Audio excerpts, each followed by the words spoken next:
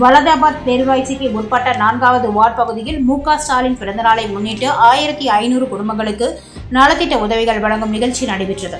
காஞ்சிபுரம் மாவட்டம் வலதாபாத் பேரூராட்சிக்கு உட்பட்ட 4வது வார்டில் தமிழக முதலமைச்சரும் திமுக தலைவருமான மு.க. ஸ்டாலின் அவர்களின் 73வது பிறந்தநாளை முன்னிட்டு நலத்திட்ட உதவிகள் வழங்கும் நிகழ்ச்சி நடைபெற்றது.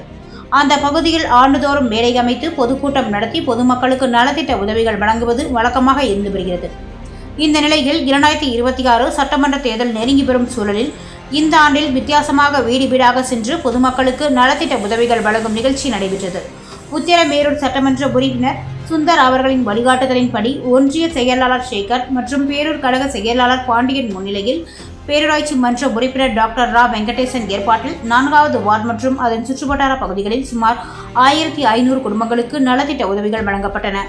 இந்த நிகழ்ச்சியில் கோபி, நமச்சிவாயம், மோகன், மனோகரன், முருகன், வெங்கடேசன், மணி, ரவி, மாணிக்கம், திருநாவுக்கரசு, செல்வம், சங்கர், ரமேஷ், ராஜேஷ் மற்றும் மகளிர் நிர்வாகிகள் ராஜலட்சுமி, யுவராணி, மும்தாஜ், சித்ரா, கஜலட்சுமி உள்ளிட்ட பலர் கலந்து கொண்டனர்.